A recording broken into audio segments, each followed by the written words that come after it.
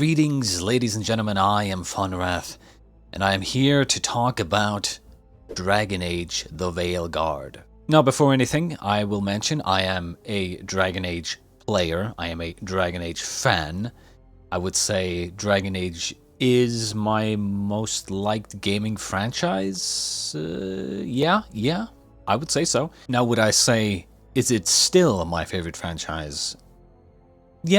Yeah, I would say so, still. Mainly because it doesn't really have to do with Dragon Age itself, but more the type of games that Dragon Age games are. So perhaps I am slightly biased, maybe. But I will tell you, I will endeavor to be unbiased this time, as I always try to be. Still, let's get right into what you're all here for, to know what I think about the game. Now, with all the hate going around, is the game as bad as people claim it to be? No, it's not. Before I even go into the details, I'll just get it right out of the way here, right? What is my rating of the game? I will give it, and I thought a lot about this, a 7 out of 10. The reason I give it, and this is not like the IGN 7 out of 10 or anything, where in reality the game is like a 4. No.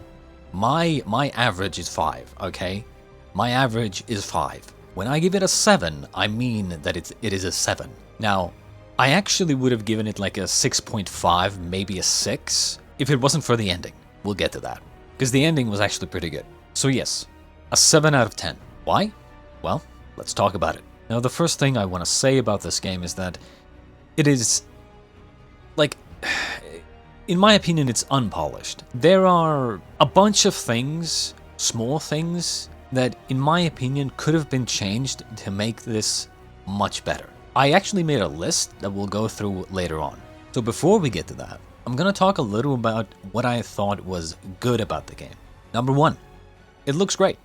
Honestly, like, as much as I and many others said that it looks cartoony and plastic and kind of soft, you know, from the trailers and whatnot, now having played the game in its entirety, I can tell you that it actually doesn't, like, in-game when you're playing, it doesn't actually look bad at all. Like, if anything, my character, the character that I ended up, playing with, looked hot as fuck, in my opinion. Like, I managed to make him very, very nice. And to me, it looked great. And a lot of the companions and other characters also looked pretty good, honestly. And speaking of companions, I personally, and this is just my opinion, but I like these characters a lot more than Inquisition ones. They're just a lot more likable.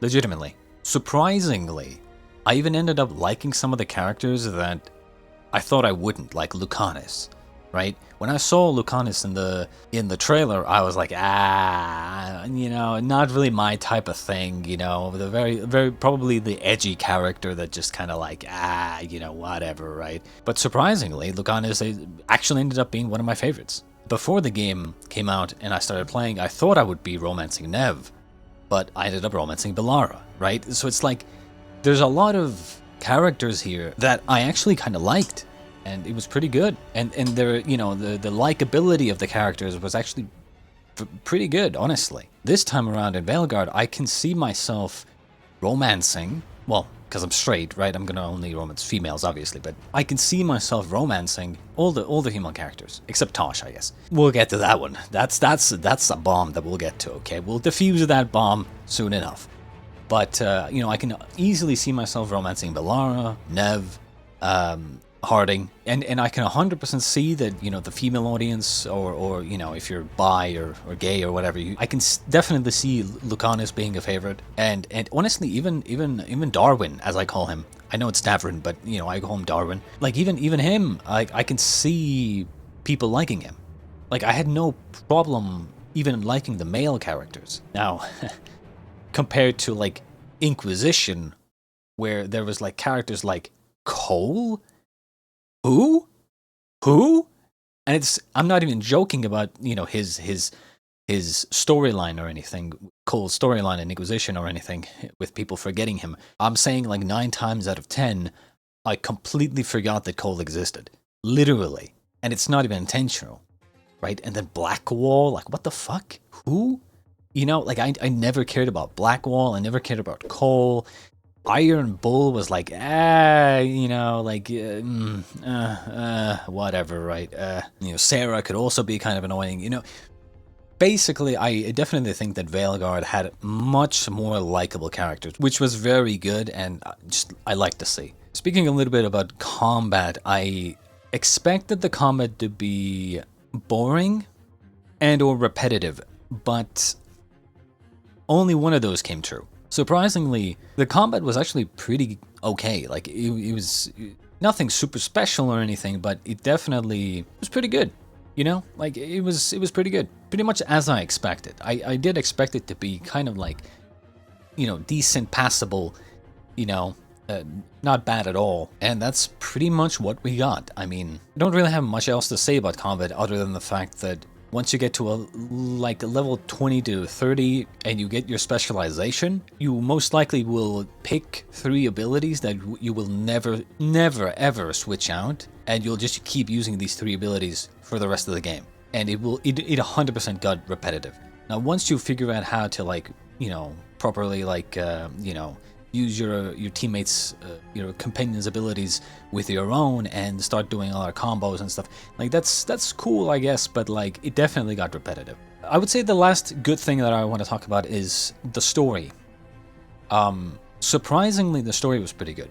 You know, having played Inquisition, I really wasn't expecting the story to be as good as it was. It's not like the best story of all time or anything, but if you played, or at least, and again, I think this depends on your choices, what ending you went for, you know, what ending did you choose for Solus and stuff like that, right? And some other factors like your Inquisitor and stuff like that, what your Inquisitor wanted to do with Solus. But the ending that I got, like, Solus showed a lot of emotion in that scene, and it actually, like, it was believable, surprisingly.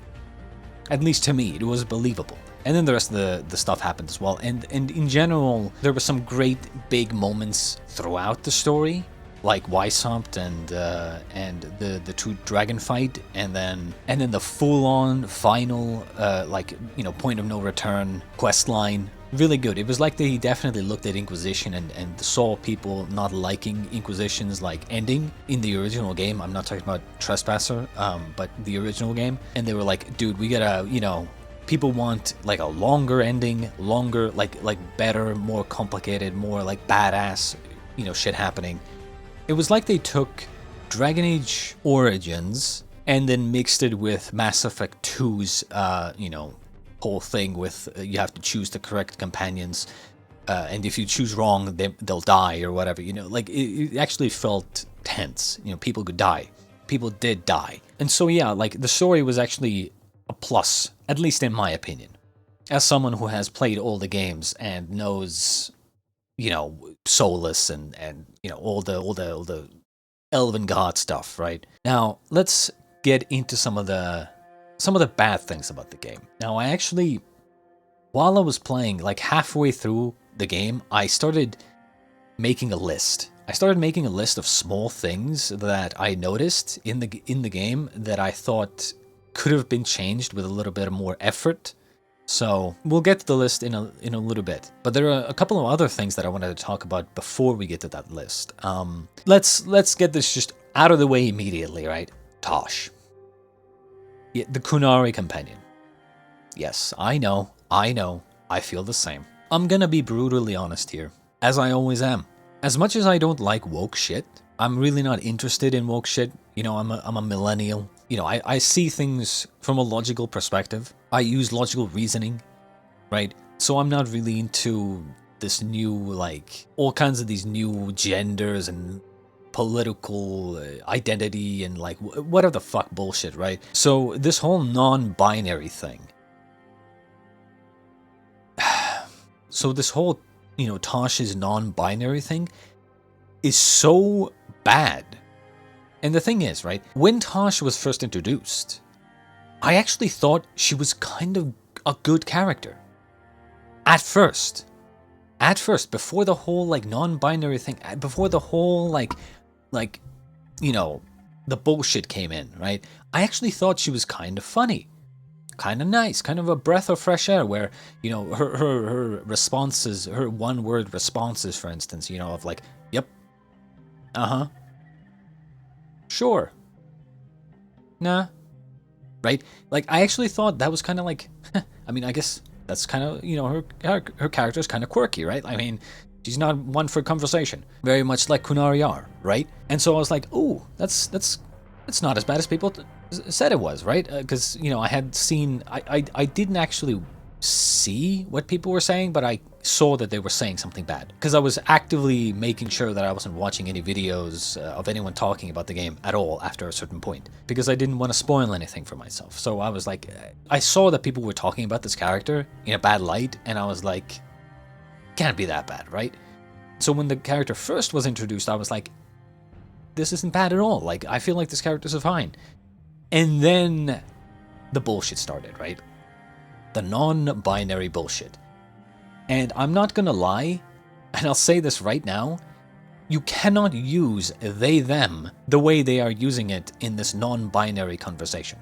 You cannot use they, them in a situation like that. Let me give you an example. This just popped into my head immediately. This example of a sentence. After leaving home, my mother forgot her book. Versus, my mother forgot their book. Why doesn't this make sense? Because in the sentence of my mother forgot their book, I don't know if they're meaning my mother forgot my mother's book or my mother forgot someone else's book, right? There's immediate confusion. The point is, you don't use they, them for someone who is close to you, someone you know. You normally use they, them for people like someone you don't know who is in a more like authoritative, is that a word? Or authoritative position, like a teacher, principal, president, right? Like you use they, them in a situation where, you know, you're talking about somebody who you don't necessarily know personally, right? At least in my opinion. Like, yes, there's more to this conversation, but like most of the time you just don't use they, them when talking about somebody who is like in the room, who you're close to, because 9 times out of 10, as I mentioned with that example, it just creates confusion. Like, yeah, you can use their name, but like it just ends up being fucking confusing. That's why it's not used like that. But the point is that the Taash's non-binary bullshit, basically what I thought they were going to do was they were gonna, you know, kind of skirt around the issue where they kind of talk about not being a man and not being a woman and like something in between and blah, blah, blah, right? But they straight up were like, oh, non-binary. It's like, I don't think people in the Dragon Age universe even have the word binary in their vocabulary yet. You know? It just felt so fucking out of place. So fucking wrong and weird. And it definitely became incredibly cringe. So cringe, in fact, that after I think the second time when I heard non-binary being used in a sentence, I was like, nope, I'm skipping immediately. And then I proceeded to skip every single time I felt like the conversation was going towards that shit again. I immediately started skipping. I could not handle the cringe. I'll be completely honest here. If they wanted to do a woman power woke agenda, I would have been down for that. Because if you know anything about the Kunari, right, the Kyun, one of their whole big things is that women don't fight. If you played like Dragon Age 2, you outright have Kunari telling you to your face, if you're a woman, if you're playing a female character, that women don't fight. That's just how it is, right? Women don't fight. That's what they believe in. Like, that's the Kyun, right? Like, they straight up are like, women don't fight. Females don't fight, right? So I thought, you know, it could have been a very easy woman power thing to do, to just have Taash, because, you know, her mother is kind of still follows the teachings of the Kyun, to have Taash kind of, you know, having learned from her mother some of the teachings, but still feeling like imagine you're following like Christianity, but you're gay. You know, it's like, well, I kind of like some of the things here, but like, On the other hand, some of the things don't like, you know, I don't really agree with, so it's kind of like, So it could have been easy to be like, for Taash to be like, oh, well, you know, I don't like it when people call me a woman because in the Kuhn's teachings, women are not supposed to fight, but I'm kicking ass and you know, killing all these dudes, so I'm kind of badass, so like, you know, I don't really like when people call me a woman telling me that I can't fight. And it could have been an easy slam dunk to just be like a story where she learns that she can be more feminine. Like, she wants to be a badass warrior, right? But her mother is like, hey, you can still be more feminine as well. And then her eventually learning that you can be feminine and still kick ass, right? You can be a woman, you can be feminine and still kick ass. And that would have been an easy, like, woman power slam dunk, right? But no, they had to do whatever the fuck that was. Oh my god, it was so cringe. While we're on the topic of companions, the companion stories. So, for instance, I think Lucanus' story was pretty good. But the problem was with the companion stories was that every single companion story was pretty much the same. I didn't like how they kind of went the Marvel Cinematic Universe route, where it's like every companion is a hero, and then every hero has their own villain that they had to stop. If you think about it, from an overarching perspective, every single one of those story quests was basically the same thing. Some bad guy that was somehow connected to the companion, and then they had to stop them. They kind of all followed the same exact formula, which was just kind of a little bit annoying. And speaking of, another thing that I kind of wish they would have done, and this is not necessarily a negative for the game, but more of a hope of mine, which is I kind of wish they would have gone the Larian Studios route, where, you know, they kind of put their companion stories and take them and mix them with the main quest line, right? So I kind of wished at least a few of the companions' quest lines would have, like, mixed with the main storyline, or had to do with the main storyline, but they were completely separated, had nothing to do with the main storyline, and it was just a little bit disappointing, right? The next one, I would say, as much as people bash on the writing, to me it actually wasn't that bad, honestly.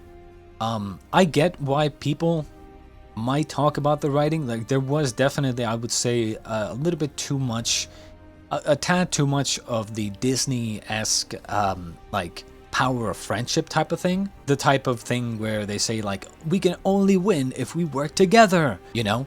I remember one sentence where Rook was like, talking to Taash, right? Fucking Taash again. Talking to Taash, right? And it was like, we need a Dragon Slayer to defeat the gods. Like, no you don't. Huh? No you fucking don't. What do you mean? Like, it's good to have, you know, specialized, skilled people in your group, sure. But you don't need a Dragon Slayer to defeat the gods. You don't need an assassin to assassinate the gods, right? The writing was definitely a little bit Disney-esque at some points in the story. But I would say the majority of it was just pretty decent. I mean, I don't really care if occasionally there's some awkward dialogue, right? Like, I really don't care, as long as it doesn't happen all the time, which it doesn't. One thing that I actually didn't notice at first, but I saw someone saying something about this, which is, you can't talk to your companions whenever you want. So in previous Dragon Age games, for instance, you could always, like, go to, like, their hub, or, you know, the place where they are in the camp or whatever, and then you can always just kind of talk to them, right? Like, you can just start a conversation, and maybe they have new dialogue that you haven't exhausted, or maybe they don't, but you can always, like, kind of start a conversation with them, right? I'm not sure if Dragon Age 2 did that.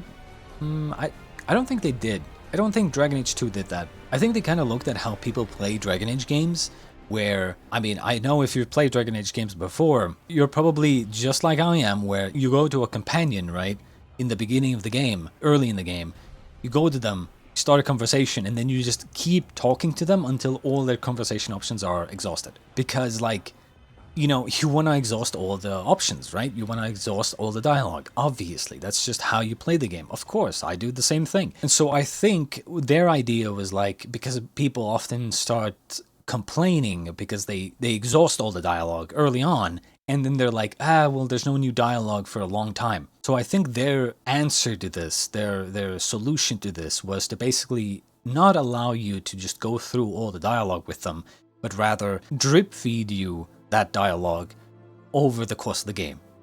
And honestly, it kind of worked. I'm not gonna lie. I actually kind of forgot about just even like going to talk to them. I do think that I would have been a little bit more involved, and I would have cared more about the characters if I could have talked to them myself, like whenever I wanted to. But I will say it definitely got annoying when after every few quests or whatever, I would have to open the map and then see who wants to talk, right? It's like, and then have to go one by one to all their rooms, and it's like, And there were moments where you had to go to the companion, they would give you a quote-unquote quest, right? Then you have to open your map, go to that location, loading screen. Then once you get to that location, you have to open the map again, local map this time, go to the nearest waypoint, loading screen. Then you run to the place to start the quest, right? The quote-unquote quest, right? And then the quest ends up being a minute-long conversation where you have one conversation option, and that's it.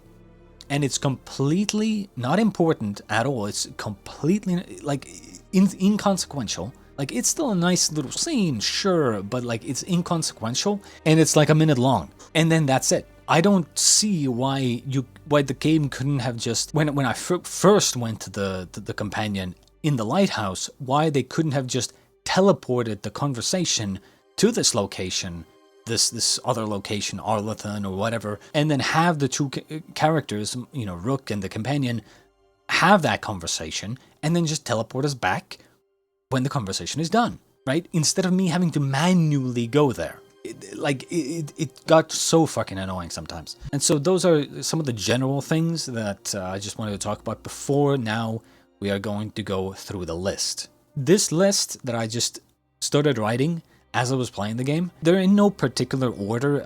Whenever I thought about something that I thought could have been changed for the better, I just kind of added it on the list. These are just small things, as I said, small things that could have been changed with a little bit more effort, a little bit more time, okay? Number 1. Helmets or headgear has no hair. So, I don't know if you checked, if you've played the game, even hats that are not full-on like helmets, right? Even hats have no hair. They have this like wrap-around fucking thing around your head because they couldn't figure out, I guess, how to do hair, or they just couldn't be asked to do hair with a hat on. So absolutely no helmets or headgear or any kind of like hat has any hair, even if there should be, right? Even if there should be, there is no hair because they have this like wrap-around thing. So I basically never used a helmet, ever. Completely pointless. And by helmet, I mean like visually, right? Number 2, diagonal movement switching on keyboard and mouse. So I'll give you an example on the screen right now.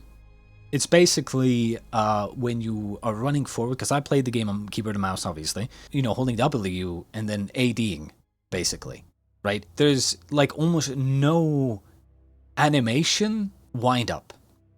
There's like no animation frames at all in between them. So it just kind of looks wonky. I would have liked a little bit more, like a little bit more fluid animation, I guess, you know, but it is what it is.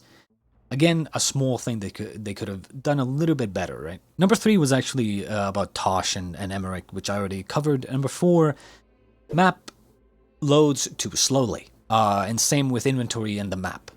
So basically, I don't know about you, but well, my computer is not the top of the line or anything. It's kind of average these days, but it can still run games pretty well. And honestly, the map just loaded way too slow. Like 9 times out of 10, if I'm sprinting in one of the cities, like Minrathis or Treviso, if I'm sprinting down the fucking hallway or whatever, the map would not load fast enough before I got there.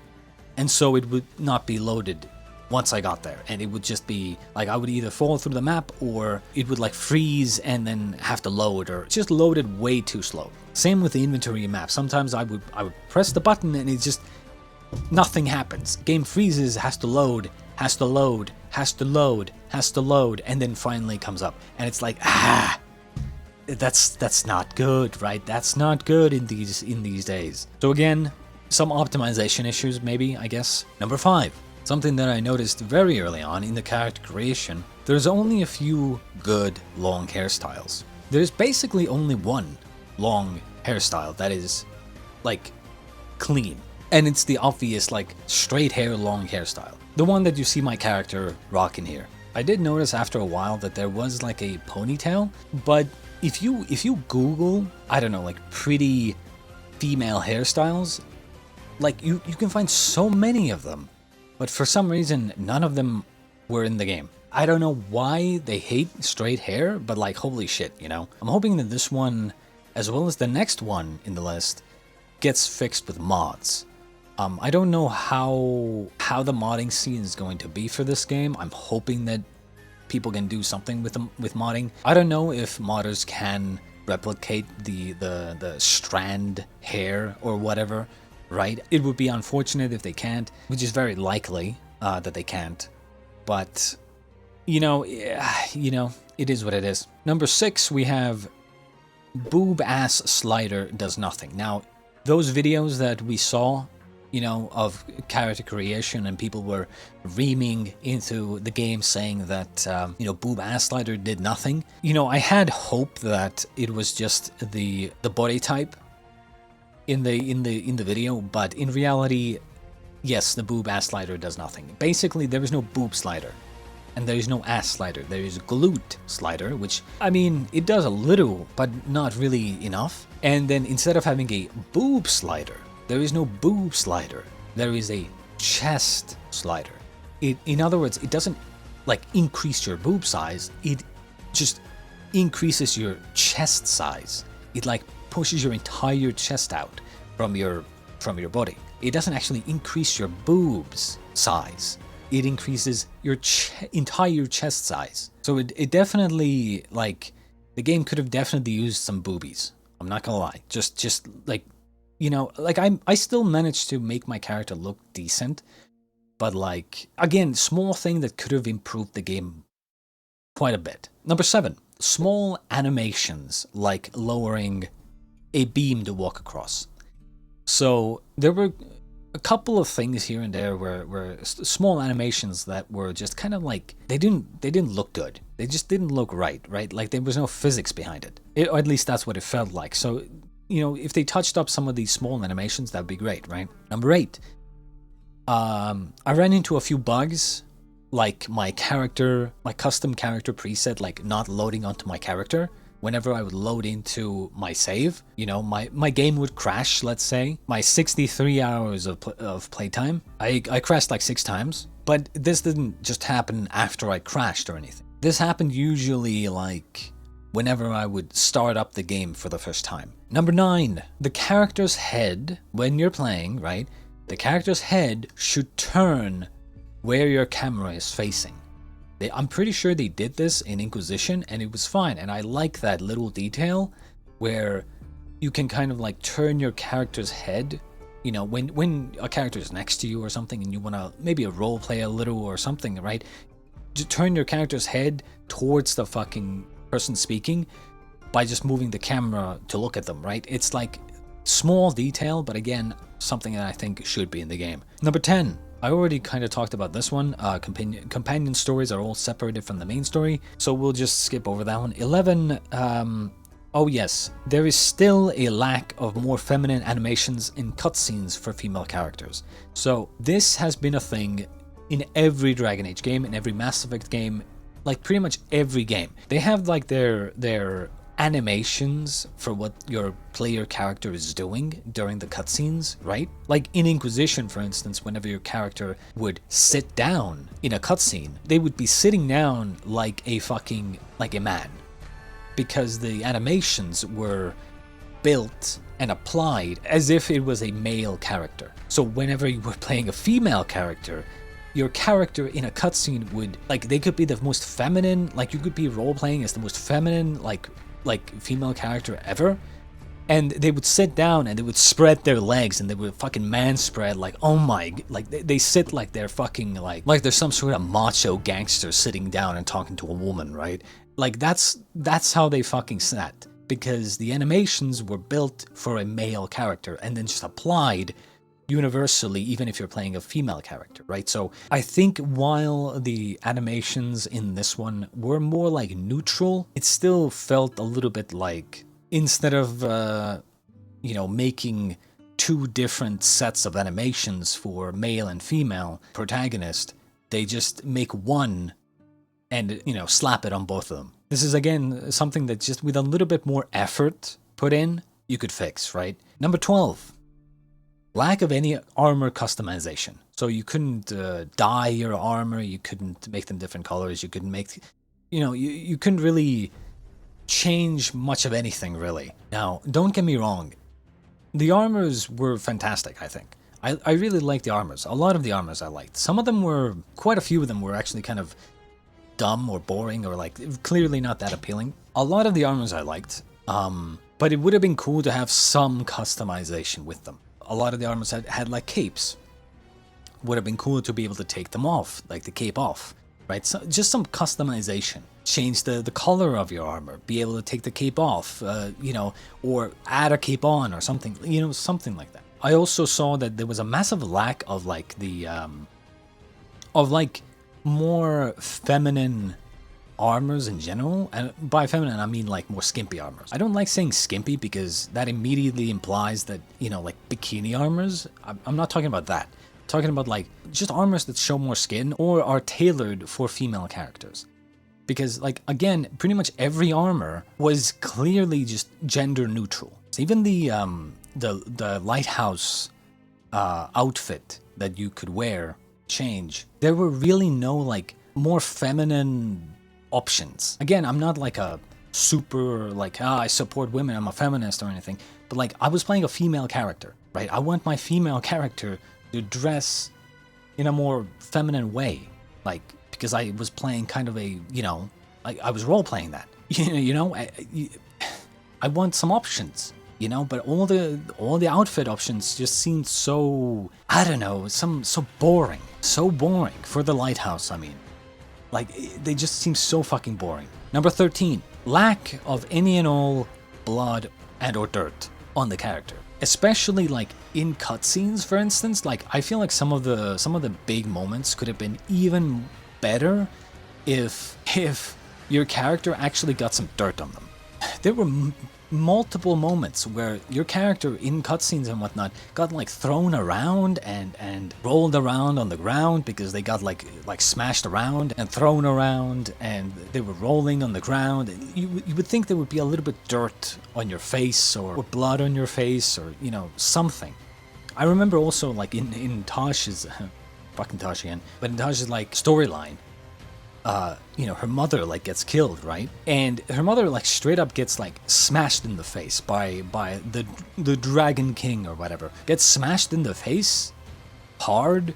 You would think her face would be like bloody or something when we finally get to her body, but it's like completely clean. And it's like, what the fuck happened? Where's the blood? Where's the dirt? Where's the grime? Right? Like, thankfully, like in the end, in the ending, Solace being beat up and everything. I liked that. I really loved that they made Solus like completely beat up and like and bloody and like injured. But still, they could have just added some in general blood and dirt on your face after you've taken a tumble or something. In other words, it felt too clean. Too clean. Number 14, loot in the game was basically just 5 different types of loot that just kind of like was spread everywhere, right?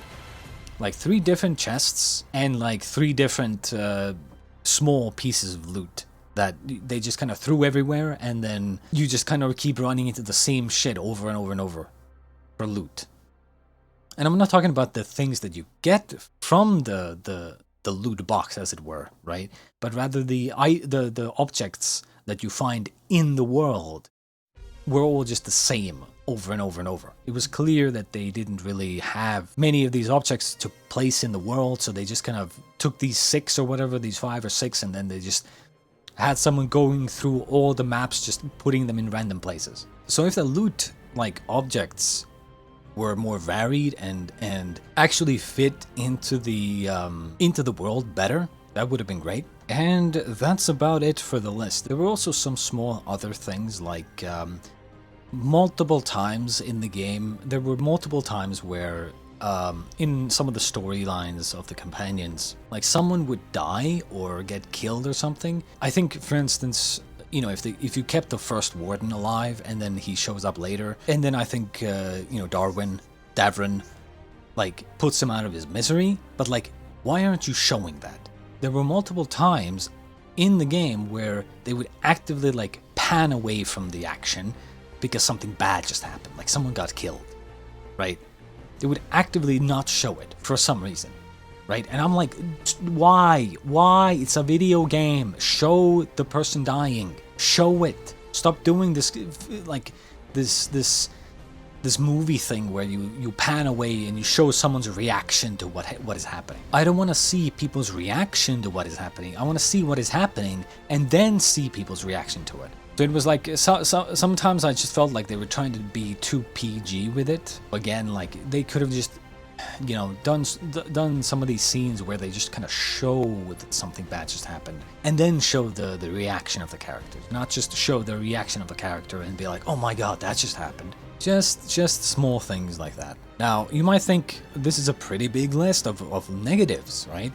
But it's more like, it's not that any of these were really like negatives per se. It's more like unfinished or like not polished enough or lacking. Except maybe the bugs, I guess. The bugs are kind of bad.